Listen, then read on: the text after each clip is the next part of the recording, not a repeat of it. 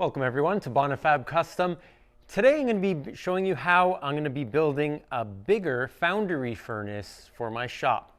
Let's get right into the build.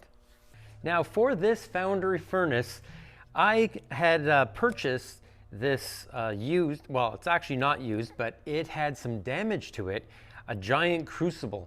Now because it had some damage to it, I got it for a really good price because other than that, these crucibles could go for over $1,000 and I paid a couple hundred for it.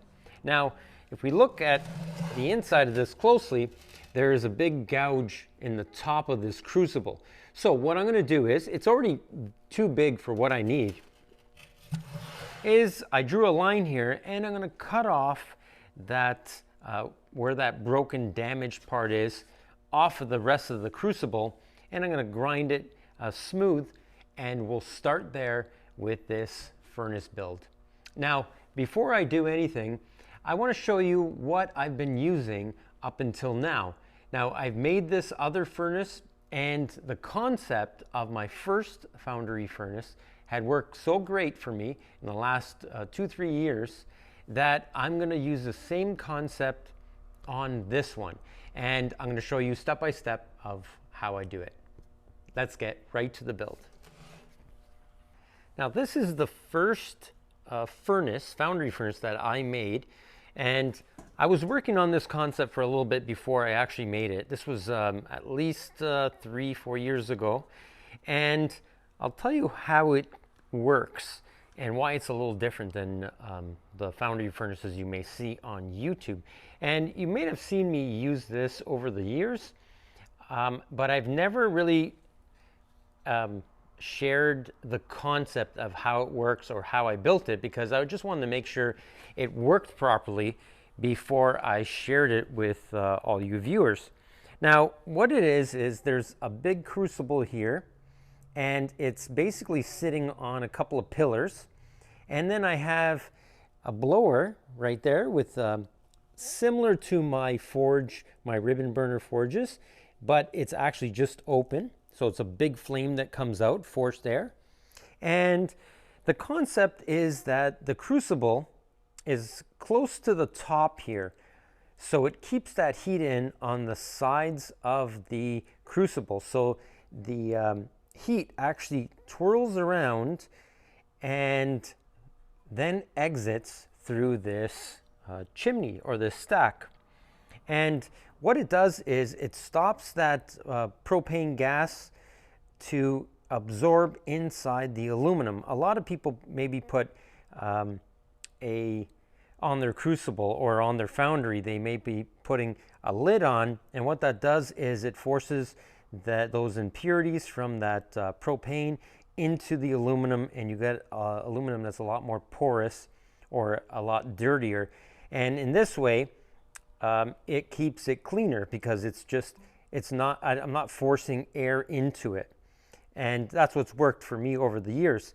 And another thing is I keep a nice big melting pot, so I can always add to this as I'm going, and I'm scooping out the molten aluminum as I need it. So right now, that's why I'm going to be building a bigger Foundry furnace, because I'm going to be doing a lot more castings and bigger castings, so I need a bigger crucible for that. So I thought it'd be a good time to share how it works. Hopefully it does work when I move that concept from this one, small one, to the big massive one.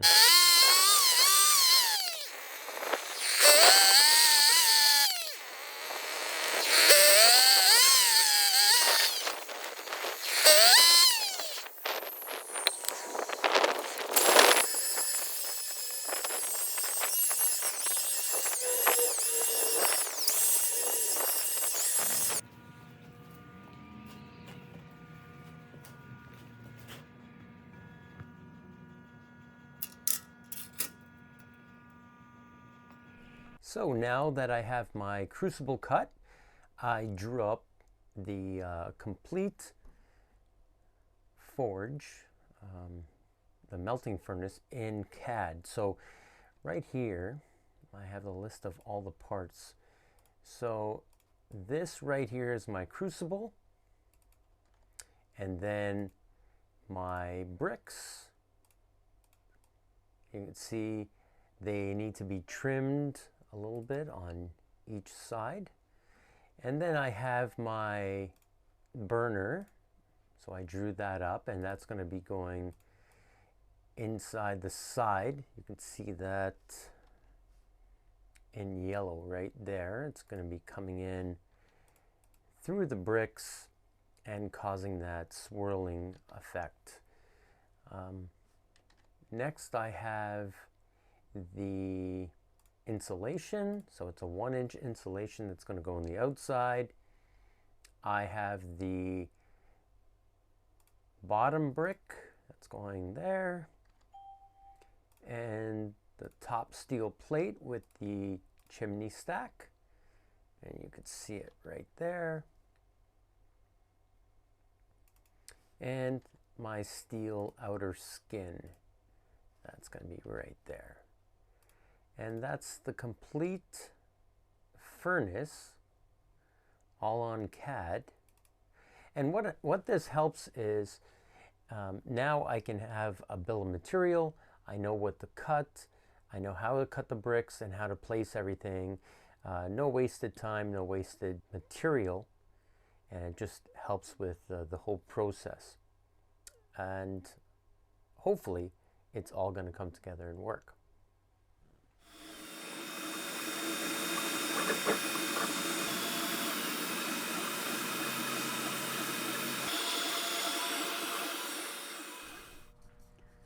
So as you just saw, I 3D printed the mold for the burner for this Foundry furnace. Now you can see it's very similar to my other ones that I use the crayons to make the holes. Now what I'm going to do this week is I'm going to cast it with the refractory. I got to get some bricks, some steel for the outer skin of this furnace, and I need to start getting it all together. So that's all for this episode. Next week I'll be continuing this massive furnace for my shop.